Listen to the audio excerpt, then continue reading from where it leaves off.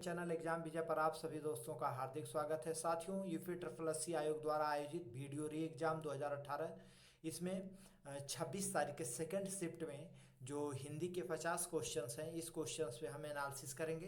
तो चलिए प्रारंभ करते हैं। आपका पहला क्वेश्चंस है, निम्नलिखित में से किस शब्द की वर्तनी सही है? तो इसका ऑप्शन सी सही है। अगला क्वेश्चन, किस विकल्प में सभी शब्द परस्पर पर्यायवाची नहीं है? तो इसका राइट आंसर ऑप्शन बी, वाजी, सैंधव, नेत्र, ये परस्पर पर्यायवाची नहीं है। क्वेश्चन नंबर थर्ड है, सामने शेर को दहाड़ता देखकर मेरे प्राण सूख गए। तो रेखांकित मुहावरे का अर्थ है, तो इसका राइट आंसर है ऑप्शन डी, बहुत डर जाना। क्वेश्चन नंबर 4 है आपका, निम्न में से कौशल और चातुर्य का पर्यायवाची कौन सा नहीं है?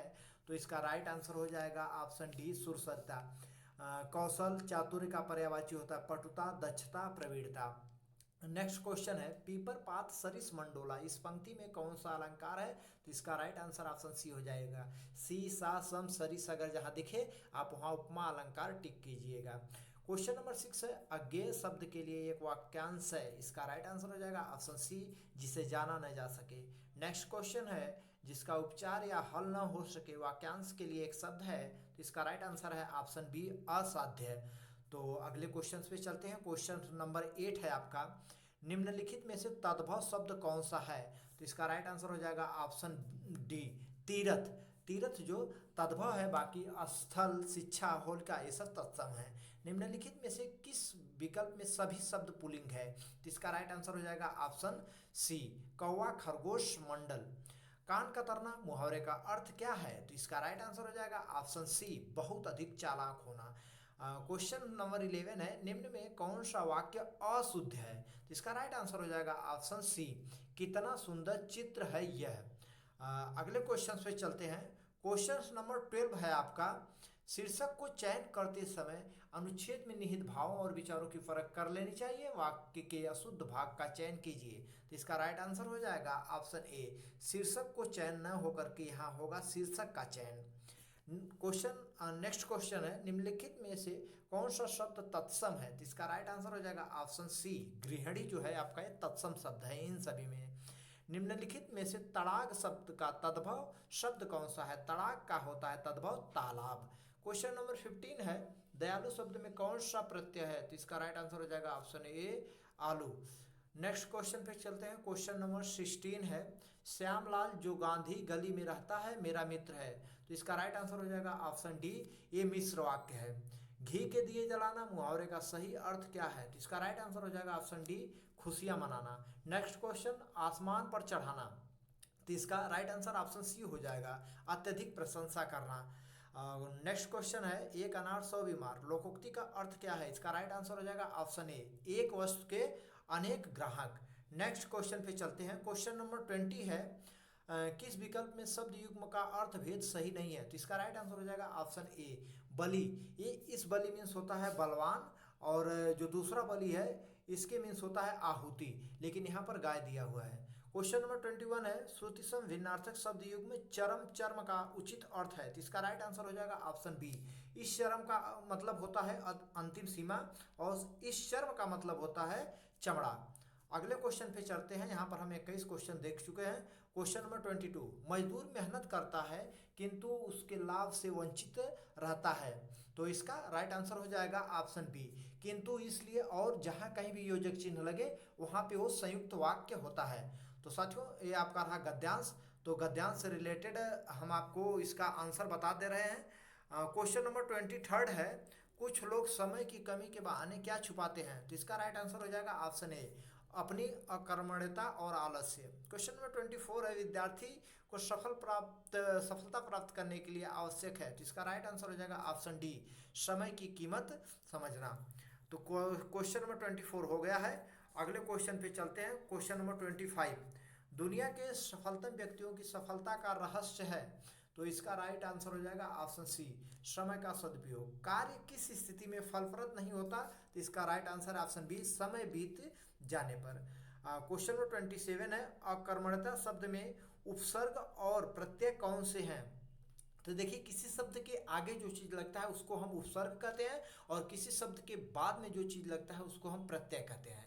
तो अगर कर्मण्य अगर लिखेंगे, इसके आगे अ लिखा है तो अ है आपका उपसर्ग और लास्ट में ता है, तो ता क्या है आपका प्रत्यय है, तो इसलिए ऑप्शन ए राइट आंसर हो जाएगा। क्वेश्चन नंबर 28 है, निम्न में से कौन सा समूह सही नहीं है, तो इसका राइट आंसर हो जाएगा ऑप्शन बी मूर्धन्य। तो मूर्धन्य का होता है आपका ये तालुक के अंतर्गत जो आता है वो च छ ज होता है, लेकिन यहाँ पे मूर्धन्य में ट ठ द आता है, तो इसलिए ये आपका सही नहीं है। ओष्ठ में प फ ब म आता है, कंठ में क ख ग घ आता है, वर्ष न ल र स आता है।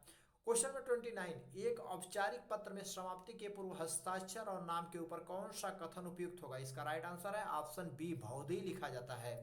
अगले क्वेश्चन पे चलते हैं, क्वेश्चन नंबर 30, अब कैसे छूटे राम नाम रट लागी, प्रभु जी तुम चंदन हम पानी, जाकी अंग अंग बास समानी, तो इसका राइट आंसर हो जाएगा option B Raidas.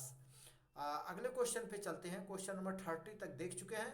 Question number 31 है, विकारी शब्द के प्रकार होते हैं, तो इसका राइट आंसर है ऑप्शन ए विकारी शब्द के 4 प्रकार होते हैं। नेक्स्ट क्वेश्चन है, हेरी मैं तो प्रेम दीवानी, मेरो दर्द न जाने कोई, दर्द की मारी बन बन डोलूं, वैद मिलियो न कोई, इसका राइट आंसर हो जाएगा ऑप्शन बी मीरा। भाषा की सबसे छोटी इकाई क्या है, तो इसका राइट आंसर हो जाएगा ऑप्शन सी वर्ण। अगर भाषा की सबसे छोटी सार्थक इकाई पूछता तो वहां पे हम शब्द लिखते, लेकिन यहाँ भाषा की सबसे छोटी इकाई पूछा है। नेक्स्ट क्वेश्चन चलते हैं 34 पे, किसी के द्वारा कहे गए कथन को मूल रूप से लिखने के लिए कौन सा विराम चिन्ह प्रयुक्त होगा, तो इसका राइट आंसर होगा ऑप्शन बी उद्धरण चिन्ह। 35 है, निम्नलिखित में से किस विकल्प के सभी शब्द अनेकार्थी हैं, तो इसका राइट आंसर हो जाएगा बी 3 और 4, अनंत कल कर दल गुरु पतंग। और क्वेश्चन नंबर 36 है आपका, हंस पद विराम चिन्ह कौन सा है, तो इसका राइट आंसर हो जाएगा ऑप्शन डी, ये आपका हंस पद विराम चिन्ह है। क्वेश्चन नंबर 37 है, संयुक्त अक्षर व्यंजन निम्न में से कौन से हैं, छत्र ज्ञ, तो इसका राइट आंसर ये हो गया क धन स, त धन र, ज धन इया, स धन र स्र।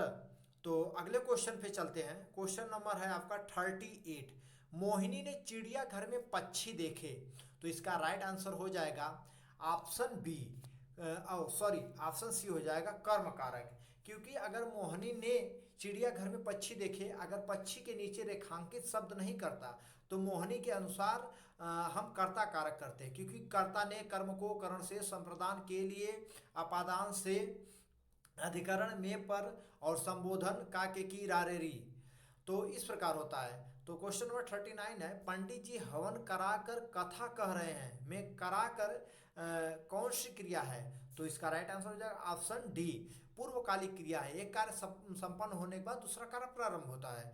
क्वेश्चन नंबर 40 है, निम्न में से किस विकल्प में सकर्मक क्रिया का प्रयोग हुआ है, तो इसका राइट आंसर हो जाएगा ऑप्शन बी सिपाही चोर को पकड़ता है। अगर यहाँ कर्म पकड़ना है कि कर्म है कि नहीं है, तो आप कहेंगे सिपाही किसको पकड़ता है, तो यहाँ निकलेगा सिपाही चोर को पकड़ता, तो ये आपका सकर्मक क्रिया हो गई। क्वेश्चन नंबर 41 है, मेरा घर स्कूल से बहुत दूर है, तो इसका राइट आंसर हो जाएगा ऑप्शन बी अपादान कारक। घर से दूर मतलब जब एक दूसरे के बीच अलगाव हो तो वहां पे अपादान कारक होता है। अगले क्वेश्चन पे चलते हैं, क्वेश्चन नंबर आपका है 42, निम्नलिखित में से कौन सा समास नाम सही है, तो इसका राइट आंसर हो जाएगा आपका ऑप्शन डी शरणागत। देखिए अगर अव्ययी भाव है तो उसके पहले जो उपसर्ग वाले शब्द रहते हैं, जैसे यथामति, ये अव्ययी भाव से रिलेटेड है। अगर बात करें सज्जन की तो कर्मधारय से रिलेटेड है। अगर अष्टाध्यायी की बात करें तो ये द्विगु समास है। द्विगु समास में कोई भी शब्द जो है संख्यावाची अगर हो तो द्विगु समास से रिलेटेड होता है। अगर द्वंद्व है तो दोनों के बीच परस्पर संबंध होना चाहिए, जैसे माता पिता, योजक चिन्ह बीच में लगा होता है तो वहां हम पढ़ते हैं माता और पिता, तो इसलिए यहाँ सही है शरणागत। शरण को गया हुआ, तो यहाँ तत्पुरुष होता है का कर्ता ने कर्म को, यहाँ तत्पुरुष है, तत्पुरुष समास सही है।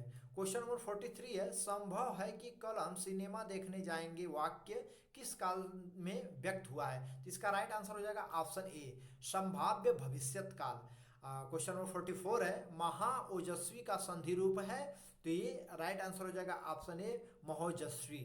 तो 44 तक देख लिए हैं। अब चलते हैं अगले क्वेश्चन पे। आपका अगला क्वेश्चन है करुण रस का अस्थाई भाव। तो साथियों, करुण रस का अस्थाई भाव शोक है, भयानक रस का भय होता है, आश्चर्य का विस्मय होता है और घृणा का जुगुप्सा होता है। 46 है, निम्नलिखित पंक्तियों में कौन सा रस है? किलकत कान घुटुरुअन आवत, मणिमय कनक नंद के आंगन, बिंब पकड़बे धावत, कबहु निरखि हरि आप छाह को, करसो पकड़न चाहत, किलकी हंसत राज द्वय दतिया, पुनि पुनि तिहि अवगाहत। तो इसलिए यहाँ देखते ही बन रहा है कि ये आपका वात्सल्य रस है। नेक्स्ट क्वेश्चन है शेष महेश गणेश दिनेश सुरेश हुजाहि निरंतर गावें। तो यहाँ पे ये कई शब्द की वृत्यानुपास अलंकार है, तो यहाँ पर ऑप्शन में अनुप्रास अलंकार दिया है, तो इस प्रकार ऑप्शन डी राइट आंसर हो जाएगा। अगले क्वेश्चन पे चलते हैं। क्वेश्चन नंबर आपका 48 है, अध्यक्ष शब्द में उपसर्ग कौन सा है? तो इसका राइट आंसर हो जाएगा ऑप्शन बी अधि।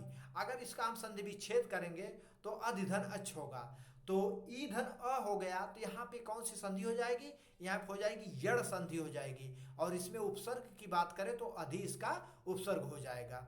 क्वेश्चन नंबर 49 है, निम्नलिखित में से किस विकल्प में सही विलोम युग्म नहीं है? तो इसका राइट आंसर हो जाएगा ऑप्शन ए, आसक्ति का होता है अनासक्ति, जटिल का सरल होता है, जटिल का विलोम सरल, झुकाव का तनाव, मिलन का वियोग। क्वेश्चन नंबर 50 जो कि हिंदी का लास्ट क्वेश्चन है, अधोलिखित में से अभिज्ञ शब्द का विलोम शब्द क्या होगा? तो इसका राइट आंसर है ऑप्शन बी, अनभिज्ञ होगा। तो इस प्रकार साथियों हिंदी के 50 क्वेश्चन यहाँ के कंप्लीट होते हैं। इस प्रकार हम जीएस के 50 क्वेश्चन नेक्स्ट वीडियो में आपके सामने पेश करेंगे। जय हिंद।